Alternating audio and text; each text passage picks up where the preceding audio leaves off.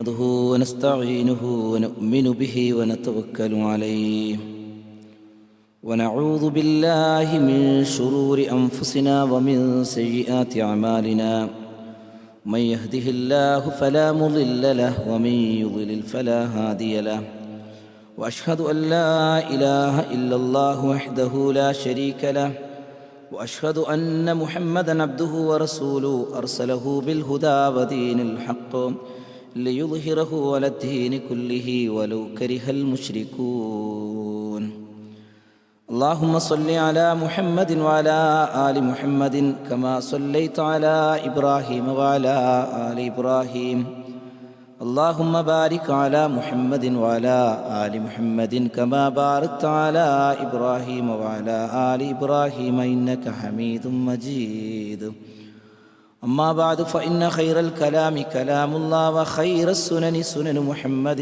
صلى الله عليه وسلم وشر الأمور محدثاتها فكل محدثة بدعة وكل بدعة ضلالة وكل ضلالة في النار أعوذ بالله من الشيطان الرجيم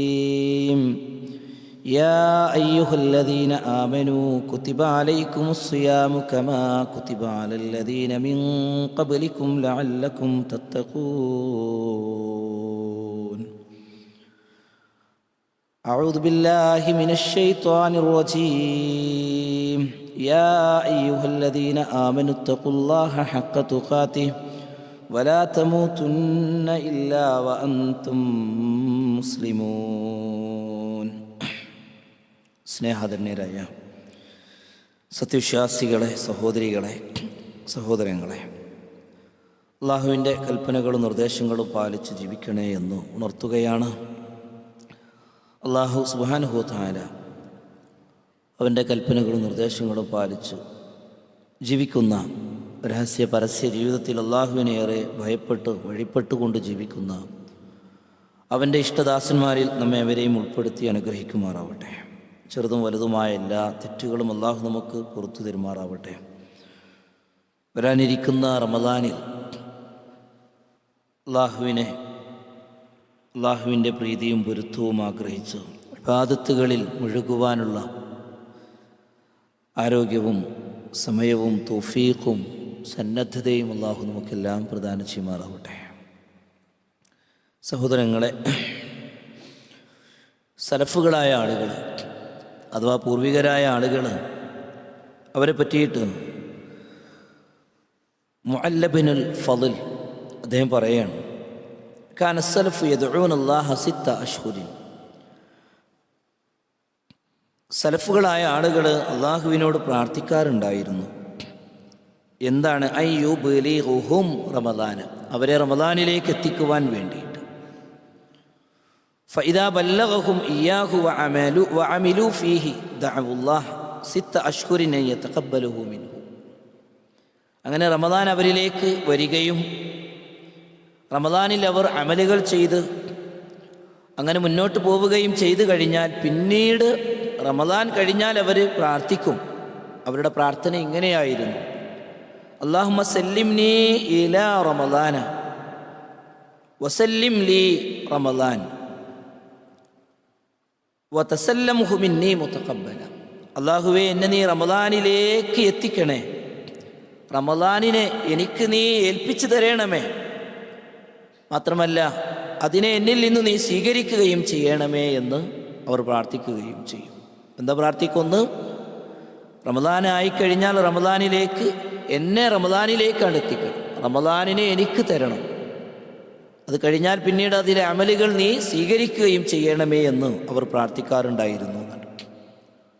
റസൂലുള്ളാഹി സ്വല്ലല്ലാഹു അലൈഹി വസല്ലമ റമദാന് സമാഗതമാകുമ്പോൾ സഹാബത്തിനെ ഓർമ്മപ്പെടുത്തിയ 2 ഹദീസുകൾ, അതിൽ കുറേ കാര്യങ്ങൾ നമുക്ക് ഉൾക്കൊള്ളാനുണ്ട്. ഏകദേശം 12ഓളം കാര്യങ്ങൾ ഉൾക്കൊള്ളുന്ന 2 ഹദീസ്. ദീർഘമായി സംസാരിക്കാതെ അതിൽ ഓരോ പോയിന്റ്സുകൾ ഇങ്ങനെ പറയാം. ഒന്ന്, റസൂലുള്ളാഹി സ്വല്ലല്ലാഹു അലൈഹി വസല്ലം നമുക്ക് പറഞ്ഞു തന്നത്, ഖദ് ജാഅകും ശഹ്റു റമദാൻ, റമദാൻ ഇതാ നിങ്ങൾക്ക് വന്നെത്തിയിരിക്കുന്നു. ഷഹ്റുൻ മുബാറക്കുൻ ഇഫ്തറല്ലാഹു അലൈക്കും സിയാമ, തുഫ്തഹു ഫീഹി അബ്വാബുൽ ജന്ന വതുഗ്ലഖു ഫീഹി അബ്വാബുൽ ജഹീം വതുഗല്ലു ഫീഹി ശയാത്തീൻ ഫീഹി ലൈലത്തുൻ ഖൈറും മിൻ അൽഫി ശഹ്റിൻ മൻ ഹുർരിമ ഖൈറഹാ ഫഖദ് ഹുർരിമ.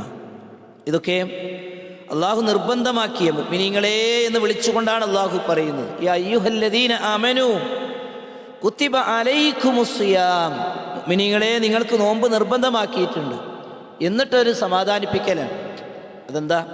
ഒരു മാസക്കാലം അന്നപാനീയങ്ങളിൽ നിന്നും തൻ്റെ വൈകാരികതയിൽ നിന്നൊക്കെ പകൽ സമയങ്ങളിൽ നിന്നും വിട്ടുനിന്ന് രാത്രി സമയം ദീർഘമായി പരിശുദ്ധ ഖുർആൻ പാരായണവുമായി കഴിച്ചുകൂട്ടി രാത്രിയുടെ അന്ത്യയാമമാകുമ്പോൾ വീണ്ടും അത്താഴത്തിന് വേണ്ടിയിട്ട് എഴുന്നേറ്റ് അങ്ങനെ നല്ല ഒരു സമയവും പട്ടിണിയും ദാഹവും അനുഭവിച്ചുകൊണ്ട് മുന്നോട്ട് പോകുക എന്നുള്ളതൊരു പ്രയാസകരമായൊരു കാര്യമല്ലേ എന്ന് നോമ്പിനെ കേൾക്കുമ്പോൾ ആളുകളുടെ മനസ്സിലേക്ക് വരുന്ന ഒരു ഫീലിംഗാണ്.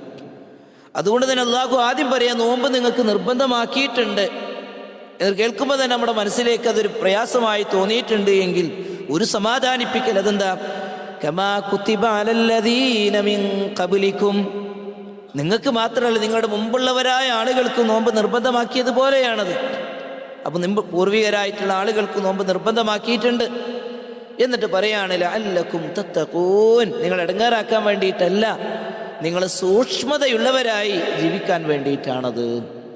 അപ്പോൾ തഖ്വയിലൂടെ പോവുകയാണെങ്കിൽ ലഭിക്കുന്ന നേട്ടങ്ങളായിരുന്നു കഴിഞ്ഞ ഖുതുബ ഇവിടെ നമ്മുടെ ഖത്തീബ് ഇവിടെ വിശദീകരിച്ചിട്ടുണ്ടായിരുന്നത്. ഞാൻ മനസ്സിലാക്കുന്നത് 10-ലധികം കാര്യങ്ങൾ തഖ്വയിലൂടെ ലഭിക്കുവാൻ ഇരിക്കുന്ന നേട്ടങ്ങളെ അദ്ദേഹം വിശദീകരിച്ചിട്ടുണ്ട് എന്നുള്ളതാണ് എനിക്കറിയുവാൻ കഴിഞ്ഞിട്ടുള്ളത്. കാരണം അദ്ദേഹവുമായി ഞാൻ ചോദിച്ചിരുന്നു ഈ ഒരാഴ്ച ഞാൻ ഇവിടെ വരുമ്പോൾ എന്ത് പറയണം എന്നുള്ളത്. അപ്പം അതുകൊണ്ട് തന്നെ ആ നേട്ടങ്ങളൊക്കെ നമ്മുടെ മനസ്സിലുണ്ടായി. എന്നിട്ട് ഇനി റസൂലുള്ളാഹി സ്വല്ലല്ലാഹു അലൈഹി വസല്ലമ ഈ നോമ്പ് കാലത്ത് നമുക്ക് ലഭിക്കാനിരിക്കുന്ന നേട്ടങ്ങളാണ് ഓരോന്നായി വിശദീകരിക്കുന്നത്. ഒന്ന്, റസൂലുള്ളാഹി സ്വല്ലല്ലാഹു അലൈഹി വസല്ലമ ഈ ഹദീസിലൂടെ പറയുന്നത് എന്താ അറിയാം? ഒരു സന്തോഷ വാർത്ത അറിയിക്കാൻ, റമദാൻ ഇതാ വരുന്നിട്ടുണ്ട് കേട്ടോ, ഒരു സന്തോഷ അനുഭവം പറയാൻ. രണ്ടാമത്തെ നബി സല്ലല്ലാഹു അലൈഹി വസല്ലമ പറയുന്നത് ബറക്കത്താണ്. ഈ മാസത്തിൻ്റെ ബറക്കത്ത് എന്ന് പറഞ്ഞാൽ ഖൈറുകൾ നിറഞ്ഞു കവിഞ്ഞു നിൽക്കുന്നത് എന്നതാണ് ബറക്കത്ത് എന്നതുകൊണ്ട് ഉദ്ദേശിക്കുന്നത്. അപ്പോൾ വലിയ ബറക്കത്തുള്ള ഒരു മാസമാണത്. അതോർക്കുവാൻ ഒന്നോർത്താൽ മതി, ലൈലത്തുൽ ഖദർ. ലൈലത്തുൽ ഖദർ എന്ന് പറയുമ്പോൾ മഗ്രിബ് മുതൽ സൂര്യൻ അസ്തമിച്ചത് മുതൽ പിറ്റേ ദിവസം അഥവാ സുബ്ഹി വരെയുള്ള സമയമാണ് ലൈലത്തുൽ ഖദർ. ഒരു ദിവസമല്ല, ഒരു രാത്രിയാണ്. ആ ഒരു രാത്രി സമയം ഒരാൾക്ക് ലഭിക്കുകയാണ് എന്നുണ്ടെങ്കിൽ അയാൾക്ക് ലഭിക്കുന്ന സമയം എത്രയാണ്? എത്ര വർഷം ഇബാദത്തെടുത്തതാണ്? 83 വർഷവും 4 മാസവും ഇബാദത്തെടുക്കുന്നതിന് തുല്യമാണ് ആ ഒരു രാത്രി സമയം എന്ന് പറയുന്നത്. ലൈലത്തുൽ ഖദർ കിട്ടുകയാണെന്നുണ്ടെങ്കിൽ അത് മാത്രം മതി ഈ ഒരു മാസത്തിൻ്റെ ബറക്കത്ത് നമുക്ക് മനസ്സിലാവാൻ. മൂന്നാമത് നബി സല്ലല്ലാഹു അലൈഹി വസല്ലം പറയും നിർബന്ധമാണ് ഈ നോമ്പ് എന്നാണ്. സഹോദരങ്ങളെ, സുന്നത്തായ കാര്യങ്ങൾക്ക് തന്നെ അള്ളാഹുവിൻ്റെ അടുക്കലുള്ള പ്രതിഫലം എത്ര? സുബിയുടെ സുന്നത്തിന് നമുക്ക് പരലോകത്ത് ലഭിക്കാനിരിക്കുന്ന നേട്ടം എന്ന് പറയുന്നത് റക്അത്തുൽ ഫജ്ർ. സുബിയുടെ സുന്നത്തിന് ലഭിക്കുന്ന പ്രതിഫലം എന്ന് പറയുന്നത് ലോകം മുഴുവനും, അതിൽ മുഴുവനും നമ്മുടേതാണ് എന്ന് വിചാരിക്കുക, അതിനേക്കാളും വലുതാണ് ഒരു സുന്നത്തിന് കിട്ടുന്നത്. എങ്കിൽ 30 ദിവസം നിർബന്ധമായ നോമ്പെടുക്കുമ്പോൾ നമുക്ക് ലഭിക്കാനിരിക്കുന്ന നേട്ടം എത്രയാണ്? അതുകൊണ്ട് നോമ്പ് നിർബന്ധമാണ് എന്നർത്ഥം. ഒരു കാരണവുമില്ലാതെ നമ്മൾ നോമ്പ് ഒഴിവാക്കുകയാണ് എന്നുണ്ടെങ്കിലോ കടുത്ത ശിക്ഷയാണ് ലഭിക്കാനിരിക്കുന്നത്. കടുത്ത ശിക്ഷയാണ്, അതും ഗൗരവമാണ്. നാലാമത്തത് പറയുന്നത് എന്താ? നബി സല്ലല്ലാഹു അലൈഹി വസല്ലം പറയുന്നത് സ്വർഗത്തിൻ്റെ 8 വാതിലുകളും തുറന്നു വെച്ചിട്ടുണ്ട് എന്നുള്ളതാണ് ഈ ഹദീസിലൂടെ പറയുന്നത്. 8 വാതിലുകളും മലർക്ക് തുറന്നു വെച്ചിട്ടുണ്ട് ഈ 30 ദിവസങ്ങളിൽ അല്ലെങ്കിൽ 29 ദിവസങ്ങളിൽ. അഞ്ചാമത്തേത് റസൂലുള്ളാഹി സ്വല്ലല്ലാഹു അലൈഹി വസല്ലം പറയുന്നത് നരകത്തിൻ്റെ വാതിലുകൾ അടക്കപ്പെട്ടിരിക്കുന്നു. നമ്മളേറെ ഭയപ്പെടേണ്ട നരകം, ആ നരകത്തിൻ്റെ വാതിലുകൾ അടക്കപ്പെട്ടിരിക്കുന്നു. ആറാമത്തേത് മനുഷ്യനെ തെറ്റിലേക്ക് നയിച്ചുകൊണ്ടിരിക്കുന്ന, പ്രേരിപ്പിച്ചുകൊണ്ടിരിക്കുന്ന വലിയൊരു പരീക്ഷണമായ പിശാചിനെ അല്ലാഹു ചെങ്ങലക്കിട്ട് ബന്ധിച്ചിരിക്കുന്നു എന്നുള്ളതാണ്. അതുകൊണ്ട് പിശാചാണ് എന്നെ അങ്ങനെയാക്കുന്നത് ഇങ്ങനെയാക്കുന്നത് എന്നൊന്നും പറയാനുള്ള വകുപ്പ് അവിടെ ഇല്ല. മറദത്തു ഷയാത്തീനിനെ അല്ലാഹു സുബ്ഹാനഹു വ തആല ബന്ധിക്കുന്ന സമയമാണത്. ഏഴാമത്തേതോ ലൈലത്തുൽ ഖദർ അടങ്ങിയിട്ടുള്ളതാണ് അതിൻ്റെ പ്രത്യേകത. ഈ ഹദീസിലൂടെ നബി സല്ലല്ലാഹു അലൈഹി വസല്ലം അത് പറയാൻ. എട്ടാമത്തെ ഇതിലൂടെ പറയുന്നത് എന്താണ്? ഈ നന്മ ആർക്കെങ്കിലും നഷ്ടപ്പെട്ടു പോയാൽ അവന് തീരാ നഷ്ടമാണ്. അതിലും വലിയൊരു നഷ്ടം ഇനി അവന് വരാനില്ല. ഭാര്യ മരിച്ചു, മക്കൾ മരിച്ചു, വേണ്ടപ്പെട്ടവർ മരിച്ചാൽ സമാധാനിപ്പിക്കാൻ ആളുകൾ വരും സഹോദരങ്ങളെ.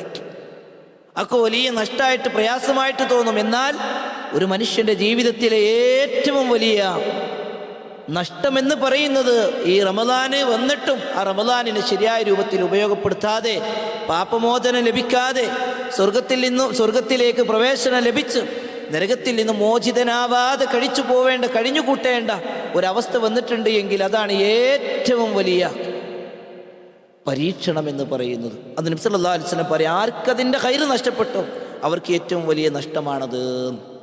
8 കാര്യങ്ങളാണ് ഈ ഹദീസിലൂടെ അടങ്ങിയത്. നോക്കൂ നിങ്ങൾ, മറ്റൊരു ഹദീസ്, അതിൽ 5ഓളം കാര്യങ്ങൾ അടങ്ങിയിട്ടുണ്ട്. ഞാനിങ്ങനെ നമ്പറിട്ട് വേണ്ടതൊക്കെ നമ്മുടെ മനസ്സിലുണ്ടാവണം. ഓരോ റമദാനിൽ നമ്മൾ കേൾക്കുന്ന കാര്യങ്ങളാണ്. ഇതൊക്കെ നമ്മളിങ്ങനെ കേട്ട് റമദാനിനെ ഇന്ന് മുതൽ നമുക്ക് എന്ത് ചെയ്യും, നെഞ്ചിലേറ്റാൻ നമുക്ക് കഴിയണം. അതിനാവശ്യമായിട്ടുള്ള ഒരുക്കങ്ങൾ നടത്താൻ നമുക്ക് കഴിയണം. അതിനു വേണ്ടിയിട്ടുള്ള പ്ലാനുകൾ തയ്യാറാക്കാൻ നമുക്ക് കഴിയണം. ഈ പറയുന്ന എനിക്കതിന് കഴിയണം, കേൾക്കുന്ന നമുക്ക് ഓരോരുത്തർക്കും അതിന് കഴിയണം. അതുകൊണ്ടാണ് റമദാൻ വരുന്നതിൻ്റെ മുമ്പ് റസൂലുള്ളാഹി സ്വല്ലല്ലാഹു അലൈഹി വസല്ലമയുടെ ഈ ഒരു പരിശുദ്ധമായിട്ടുള്ള ഹദീസ് നിങ്ങളുടെ ശ്രദ്ധയിലേക്ക് കൊണ്ടുവന്ന് നോക്കൂ. റസൂലുള്ളാഹി പറയാം, ഇദാ കാന അവ്വലു ലൈലത്തും മിൻ ശഹ്രി റമദാൻ, റമദാനിൻ്റെ ആദ്യ രാത്രിയായി കഴിഞ്ഞാൽ, റമദാൻ തുടങ്ങുന്നത് നോമ്പുകൊണ്ടല്ല, ആണോ? റമദാൻ തുടങ്ങുന്നത് ഖിയാമുൽ ലൈൽ കൊണ്ടാണ് തുടങ്ങുന്നത്. റമദാനിൻ്റെ അന്ന് നമുക്ക് എന്തുണ്ട്, മാസപ്പിറവി കണ്ടാലെന്ന് തറാവി നമസ്കാരമാണ്. ഖിയാമുൽ ലൈൽ നമസ്കാരം ഖുർആൻ കൊണ്ട് തുടങ്ങാൻ, ദീർഘമായി അല്ലാഹുവിൻ്റെ മുമ്പിൽ നമ്മൾ സുജൂദിലും റുക്കൂയിലുമായി കഴിച്ചുകൂട്ടി പിറ്റേ ദിവസമാണ് നമ്മൾ എന്ത് ചെയ്യുന്നത്, നോമ്പിലേക്ക് നമ്മൾ നീങ്ങുന്നത്. എങ്കിൽ റമദാനിൻ്റെ ആദ്യ രാത്രിയിലേക്ക് വന്നു, നോമ്പെടുക്കാൻ പറ്റിയില്ല എന്ന് വിചാരിച്ചോളി. അതിൻ്റെ മുമ്പ് നമ്മൾ മരണപ്പെട്ടു പോയി. എന്നാലും ആ റമദാനിൻ്റെ ആ രാത്രിയിലും, അഥവാ പകൽ നോമ്പെടുക്കുന്നതിൻ്റെ മുമ്പുള്ള ആ രാത്രിയില്ലേ, ആ രാത്രിയിലും റസൂലുള്ളാഹി സ്വല്ലല്ലാഹു അലൈഹി വസല്ലം നമുക്ക് പറഞ്ഞു തരുന്നുണ്ട്, ധാരാളക്കണക്കിന് ആളുകൾ നരകത്തിൽ നിന്ന് മോചിപ്പിക്കപ്പെടുന്നുണ്ട്, സ്വർഗത്തിലേക്ക് പോകുന്നുണ്ട്. അതാരായിരിക്കും? തീർച്ചയായും റമദാനിനെ ഇങ്ങനെ നോറ്റ് കാത്തിരിക്കുന്നവരായിട്ടുള്ള ആളുകളായിരിക്കും.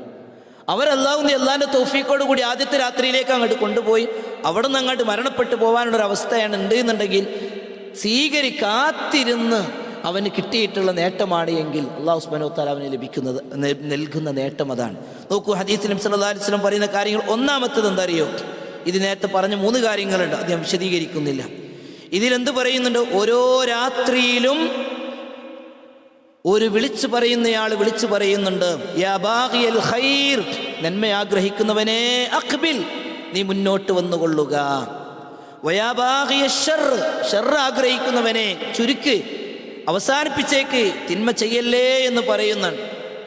മാത്രമല്ല, വലില്ലാഹി ഉതഖാഉ മിനന്നാർ, നരകത്തിൽ നിന്ന് മോചിപ്പിക്കപ്പെടുന്ന ധാരാളക്കണക്കിന് ആളുകൾ എന്നുണ്ട്. വദാലിക കുല്ല ലൈല, അതെല്ലാ രാത്രിയിലുമുണ്ട് എന്ന് റസൂലുള്ളാഹി സ്വല്ലല്ലാഹു അലൈഹി വസല്ലമ പറയാൻ. അപ്പോൾ ഇതിൽ നേരത്തെ പറയാത്ത 3 കാര്യങ്ങൾ, ഒന്ന്, നന്മയിലേക്ക് ധൃതി കാണിക്കാൻ വേണ്ടിയിട്ട് ഇങ്ങനെ ഒരാൾ വിളിച്ചു പറയും. രണ്ടാമത്തേത്, ഷർറ് അവസാനിപ്പിച്ചേക്ക് എന്ന് പറയുന്ന ഒരാളുണ്ടാകും. അതുപോലെ ധാരാളക്കണക്കിന് ആളുകൾ നരകത്തിൽ നിന്ന് മോചിപ്പിക്കപ്പെടുകയും ചെയ്യുന്നുണ്ട് എന്നുള്ളതാണ്. അതുകൊണ്ട് തന്നെ 12ഓളം കാര്യങ്ങൾ 2 ഹദീസിലൂടെ നിങ്ങളുടെ ശ്രദ്ധയിലേക്ക് കൊണ്ടുവന്നു. സഹോദരങ്ങളെ, റമദാനിൽ നമ്മൾ ശ്രദ്ധിക്കേണ്ട ഏറ്റവും പ്രധാനപ്പെട്ട ഒരു കാര്യം എന്താണ്?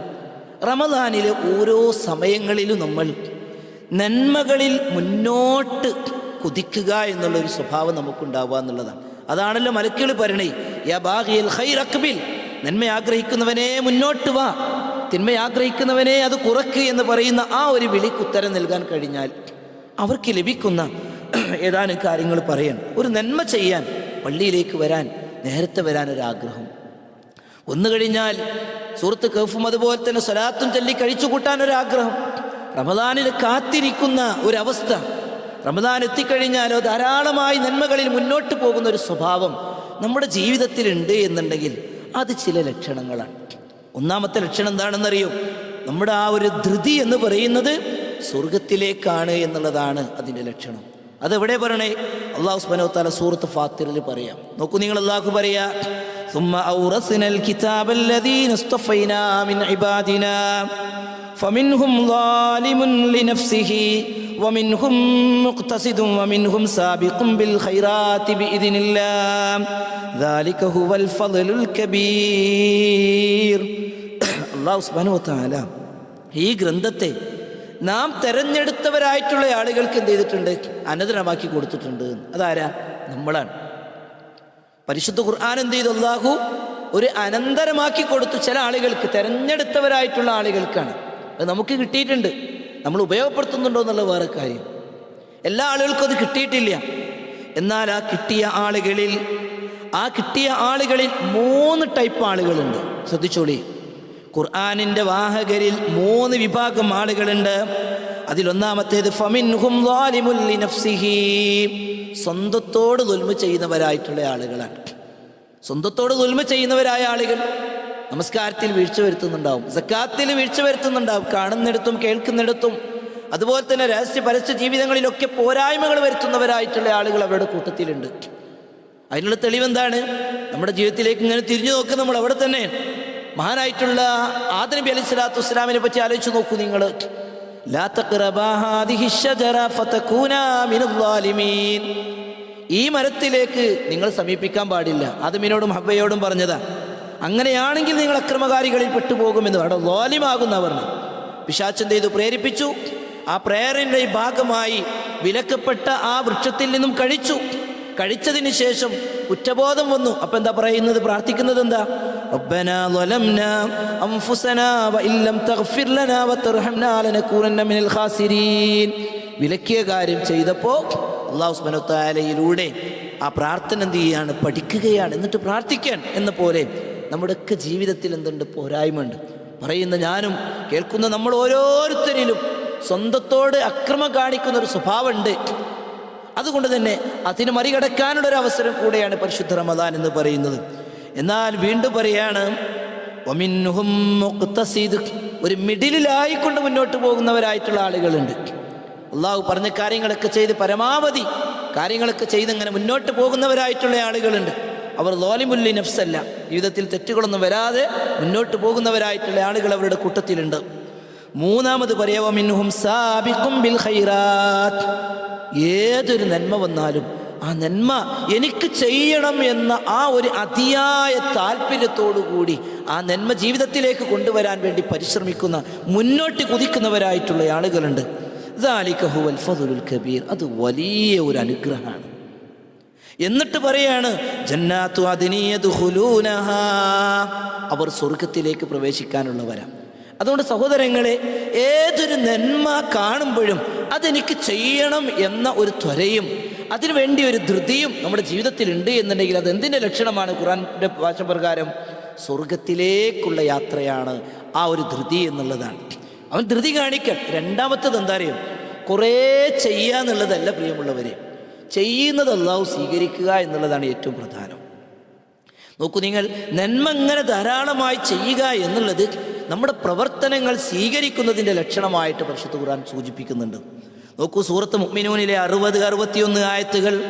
വല്ലദീന യുഅ്തൂന മാ ആതൗ വഖുലൂബുഹും വജില അന്നഹും ഇലാ റബ്ബിഹിം റാജിഊൻ ഉലൈക യുസാരിഊന ഫിൽ ഖൈറാത്തി വഹും ലഹാ സാബിഖൂൻ. അല്ലാഹു നൽകിയത് നൽകുന്നവർ എന്ന് പറഞ്ഞാൽ അല്ലാഹു നൽകിയ സമ്പത്തിൽ നിന്ന് സക്കാത്തും സദഖയുമായിട്ടൊക്കെ നൽകുന്നവരായ ആളുകൾ. വഖുലൂബുഹും വജില, അവരുടെ ഹൃദയം പേടിയിലാണ്, ഭയവിഹ്വലമായിട്ടാണ് അവർ നിൽക്കുന്നത്. എന്നിട്ടോ അവർ എന്ത് ചെയ്യുന്നു? അന്നഹും ഇലാ റബ്ബിഹിം റാജിഊൻ, അവർ അവരുടെ റബ്ബിങ്കിലേക്ക് മടങ്ങുന്നവരാണല്ലോ എന്ന ആ ഒരു കാരണത്താൽ ഭയവിഹ്വലമാണ് അവരുടെ മനസ്സ്. ഉലൈക യുസാരിഊന ഫിൽ ഖൈറാത്ത്, അവർ നന്മയിൽ ധൃതി കാണിക്കുന്നവരാണ്. വഹും ലഹാ സാബിഖൂൻ, അതിൽ മുൻകടക്കുന്നവരാണവർ. ഈ ആയത്തിന് വിശദീകരിക്കുന്നിടത്ത് കാണാൻ കഴിയും, ആയിഷ റളിയല്ലാഹു അൻഹ നബിയോട് ചോദിക്കുക, അള്ളാഹു കൽപ്പിച്ചത് ചെയ്യുന്ന, അള്ളാഹു ദാനം നൽകാൻ വേണ്ടി പറയുന്നത് ദാനം ചെയ്തുകൊണ്ടിരിക്കുന്നവരായിട്ടുള്ള ആളുകൾ എന്തിനാ പേടിക്കണേ? അവർ പേടിച്ച് അവരുടെ ഹൃദയം നടുങ്ങുന്നത് എന്തിനാ? എന്നിട്ട് ആയിഷ റളിയല്ലാഹു നബിയോട് ചോദിക്കാൻ, അവർ ജീവിതത്തിൽ മദ്യപിക്കുകയോ മോഷ്ടിക്കുകയോ ഒക്കെ ചെയ്തവരായിരിക്കൂലേ? അതുകൊണ്ടായിരിക്കൂലേ പേടിക്കണത്? അങ്ങനെയല്ലേ? സ്വാഭാവികം അങ്ങനെ തന്നെ. ചില ആളുകൾ നിസ്കാരം നോമ്പൊക്കെ ധാരാളമായി ചെയ്യും. കാരണം എന്താ? ജീവിതത്തിൽ വന്നു പോയിട്ടുള്ള തിന്മകളെ മറികടക്കണം എന്നുള്ള വിചാരമായിരുന്നു. ആയിഷ റളിയല്ലാഹു അൻഹ നബിയോട് ചോദിച്ചപ്പോൾ നബി സല്ലല്ലാഹു അലൈഹി വസല്ലം പറയാ, കല്ലാ യബ്നത സിദ്ദീഖ്, സിദ്ദീഖിന്റെ മകളെ അല്ലട്ടോ, അതല്ല. പിന്നീട് എന്തിനാണ് അവർ ഭയവിഹ്വലമാകുന്നത്? അവർ ഭയവിഹ്വലമാകുന്നത് അവർ ചെയ്യുന്ന കാര്യങ്ങൾ അള്ളാഹു സ്വീകരിക്കാതെ പോകുമോ, ഞങ്ങൾ ചെയ്യുന്ന ഇബാദത്ത് അള്ളാഹു സ്വീകരിക്കാതെ പോകുമോ എന്ന് വിചാരിച്ചുകൊണ്ടാണ് അവരുടെ ഹൃദയങ്ങൾ നടുങ്ങുന്നത്. അതുകൊണ്ട് അവരെന്തു ചെയ്യും? നന്മകൾ അവർ വീണ്ടും വീണ്ടും അവർ വർദ്ധിപ്പിക്കും എന്നുള്ളതാണ്. അതുകൊണ്ട് തന്നെ നമ്മൾ നന്മ ചെയ്യുക എന്നുള്ളത്, അതിനോടുള്ള താല്പര്യവും അത് വർദ്ധിപ്പിക്കുകയും ചെയ്യുന്നുണ്ട് എങ്കിൽ, അത് ഉള്ളിൽ ആത്മാർത്ഥമായിട്ടാണ് നമ്മളത് ചെയ്യുന്നത് എങ്കിൽ, അതല്ല മറ്റുള്ളവരെ ബോധിപ്പിക്കാൻ വേണ്ടി, അത് നമുക്കറിയാം. നമ്മൾ എന്ത് ചെയ്യുന്നു? ഒരു ജുസ് അധികം ഓരോ ദിവസം നമ്മൾ പാരായണം ചെയ്യുന്നു. റമദാൻ വരുമ്പോൾ ഓരോ ദിവസവും 2, 3, 5 ഒക്കെ ജുസ് നമ്മൾ പാരായണം ചെയ്യുന്നു. ആദ്യത്തെ ആഴ്ചയിൽ തന്നെ 30 ജുസു നമ്മൾ പൂർത്തിയാക്കുന്നു. ഈ ധൃതി എന്തിനു വേണ്ടിയിട്ടാണ്? മനസ്സിൻ്റെ ഉള്ളിൽ റമദാനിനോടുള്ള താല്പര്യവും ഖുർആനിനോടുള്ള താല്പര്യവും അള്ളാഹുവിൻ്റെ ഇഷ്ടവും പ്രീതിയുമാണോ ഈ നന്മ ചെയ്യുവാൻ നമ്മെ പ്രേരിപ്പിക്കുന്നത് എങ്കിൽ അത് എന്തിൻ്റെ ലക്ഷണമാണ്? നമ്മുടെ അമലുകൾ അള്ളാഹു സ്വീകരിക്കുന്നുണ്ട് എന്നുള്ളതിൻ്റെ ലക്ഷണമാണ്. അതുകൊണ്ട് തന്നെ അങ്ങനെയുള്ള സമയമാണ് നന്മകൾ ധാരാളമായി ചെയ്ത് അമലുകൾ അള്ളാഹുവിൻ്റെ അടുക്കലേക്ക് സ്വീകരിക്കുവാൻ ആവശ്യമായ ഇടപെടലുകൾ എടുക്കുവാനുള്ള ഒരു സമയം കൂടെയാണ് പരിശുദ്ധ റമദാൻ എന്ന് പറയുന്നത്. സഹോദരങ്ങളെ, ഒന്നുകൂടെ പറഞ്ഞുകൊണ്ട് ഞാൻ അവസാനിപ്പിക്കുകയാണ്. നന്മകൾ ചെയ്യുക എന്ന് പറയുന്നത് എന്താ അറിയോ? പ്രത്യേകിച്ചും ഈ ഒരു കാലഘട്ടത്തിൽ നമുക്ക് ഫിത്നകളിൽ നിന്ന് നമുക്ക് രക്ഷപ്പെടാനുള്ളൊരു വഴിയാണ്. നബി സല്ലല്ലാഹു അലൈഹി വസല്ലം പറഞ്ഞു, ബാദിറൂ ബിൽ അഅമാൽ, അമലുകൾ കൊണ്ട് നിങ്ങൾ ധൃതി കാണിച്ചോളി. ഫിത്നൻ ഖഖിത്ഇൽ ലൈലിൽ മുദ്ലിം, രാത്രിയുടെ കൂരിരുട്ട് പോലെ, ആ രാത്രിയുടെ കൂരിരുട്ടിൻ്റെ കഷ്ണങ്ങൾ പോലെ എന്ത് ചെയ്യാണ്? ഫിത്നകൾ ഇങ്ങനെ വരുന്ന ഒരു സമയം വരും. ആ സമയം വരുമ്പോൾ അത്തരം ഫിത്നകളിൽ നിന്ന് നിങ്ങൾ രക്ഷപ്പെടാനുള്ള വഴി എന്താണ്? നിങ്ങൾ നന്മകൾ ധാരാളമായി നിങ്ങൾ ചെയ്യുക എന്നുള്ളതാണ്. എന്നിട്ട് ആ ഫിത്നയുടെ ഒന്നാമത്തെ ഭാഗം പറയുന്നത് യുസ്ബിഹുർ റജുലു മുഅ്മിന, ഒരു മുഅ്മിൻ എന്ത് ചെയ്യും? വൈകുന്നേരം ആകുമ്പോൾ കാഫിറായിട്ടുണ്ടാവും. ഒരു കാഫിർ വൈകുന്നേരമായി രാവിലെ മുഅ്മിനായിട്ടുള്ള ഒരു വ്യക്തി വൈകുന്നേരം കാഫിറായിട്ടുണ്ടെന്ന്. അതുപോലെ തന്നെ ചില ആളുകൾ അവരുടെ ദീനിനെ ദുനിയാവിൻ്റെ സൗകര്യങ്ങൾക്ക് വേണ്ടി വിറ്റ് ആ രൂപത്തിലൂടെ ജീവിക്കുന്ന അവസ്ഥകൾ കടന്നു വരാനുണ്ട്.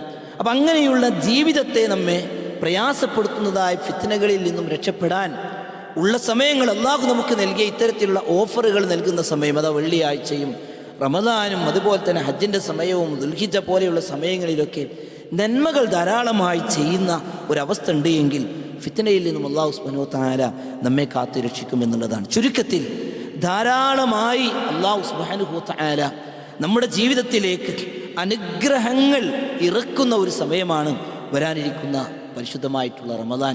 ആ റമദാനിൻ്റെ പടിവാതിക്കലാണ് നമ്മളുള്ളത്. അതുകൊണ്ട് തന്നെ ആ റമദാനിനെ ഇഷ്ടത്തോടെ സ്വീകരിക്കുന്ന ഒരവസ്ഥയിലേക്ക് ഞാനും നിങ്ങളും എത്തേണ്ടതുണ്ട്. റഹ്മാനായ റബ്ബ് സുബ്ഹാനഹു വ തആല പരിശുദ്ധ റമദാനിനെ സച്ചരിതരായിട്ടുള്ള ആളുകൾ എങ്ങനെയാണോ സ്വീകരിച്ചത് അതേ രൂപത്തിൽ സ്വീകരിച്ചും സമയങ്ങളെ കൃത്യമായി ഉപയോഗപ്പെടുത്തിയും അള്ളാഹുവിൻ്റെ ഇഷ്ടവും പൊരുത്തവും കരസ്ഥമാക്കുവാനുള്ള തൗഫീഖ് നമുക്കെല്ലാം പ്രദാനം ചെയ്യുമാറാവട്ടെ.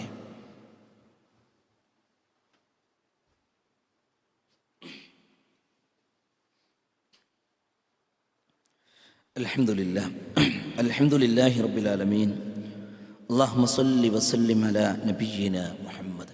ഒരിക്കൽ കൂടെ അള്ളാഹുവിൻ്റെ കൽപ്പനാ നിർദ്ദേശങ്ങൾ പാലിച്ച് ജീവിക്കണേ എന്ന് ഉണർത്തുകയാണ്, ഉപദേശിക്കുകയാണ്.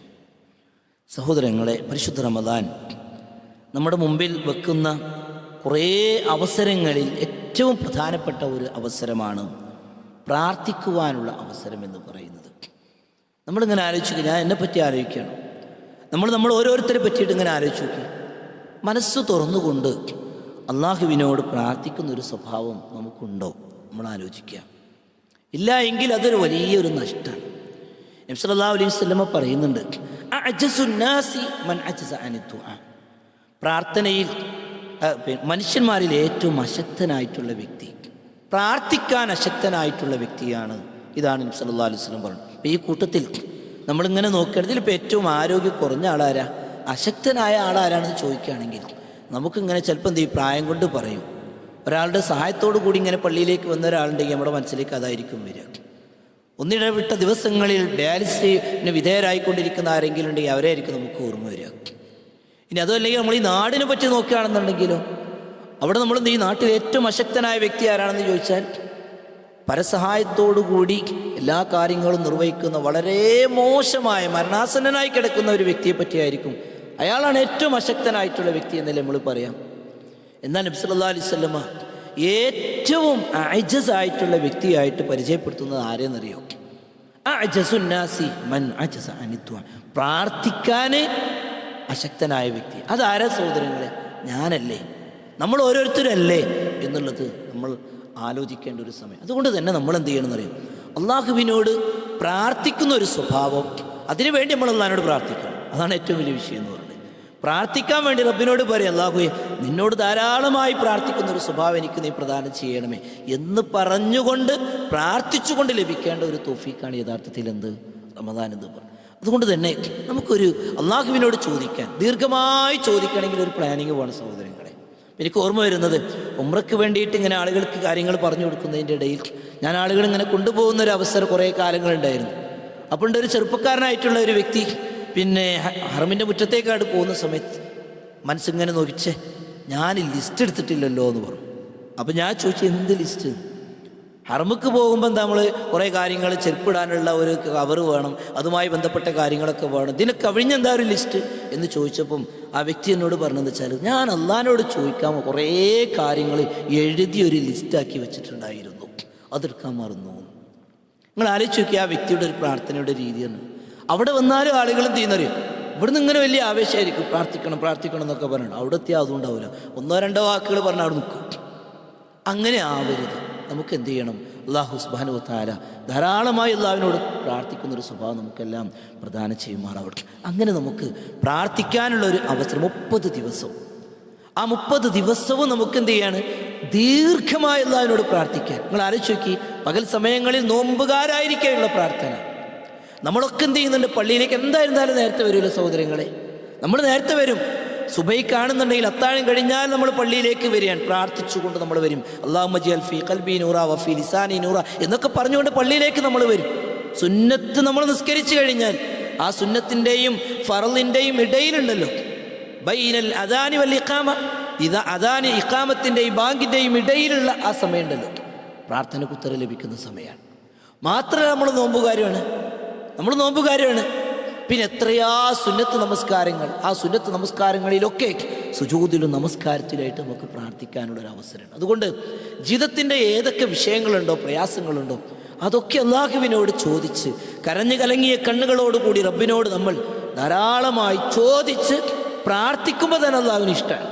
ആ അല്ലാഹുവിൻ്റെ സാമീപ്യം കരസ്ഥമാക്കുവാനുള്ളൊരു അവസരം കൂടെയാണ് പരിശുദ്ധ റമദാന് എന്നുള്ളത് നമ്മൾ പ്രത്യേകിച്ച് നമ്മൾ ഓർക്കുകയും അവസരങ്ങൾ അതിനു വേണ്ടിയിട്ടുള്ളൊരു പരിശീലനം നമ്മൾ തുടങ്ങുകയും ചെയ്യണം എന്നുള്ളതാണ് പ്രത്യേകിച്ച് ഈ ഒരു സന്ദർഭത്തിൽ ഓർക്കാനുള്ളത്. അതുപോലെ തന്നെ സഹോദരങ്ങളെ, പരിശുദ്ധ ഖുർആൻ, ഞാനിത് പറയുന്നത് അതിലേക്കട് വരുമ്പോൾ തന്നെ ആ പരിശുദ്ധ ഖുർആൻ, ആ ഖുർആനിന് നമ്മൾ ഇത്തവണ ഈ ഒരു റമദാനോട് കൂടി എന്ത് ചെയ്യണം, അതിൻ്റെ നല്ലൊരു ഭാഗം മനഃപ്പാടമാക്കിയിട്ടുള്ള കുറേ ഭാഗങ്ങളുണ്ടാവും, അതൊക്കെ ഒന്നും കൂടെ മുറാജ നടത്തി അത് നമ്മൾ ഉറപ്പിക്കുക, മറന്നു പോകാൻ പാടില്ല അങ്ങനെയുള്ള കാര്യങ്ങൾ.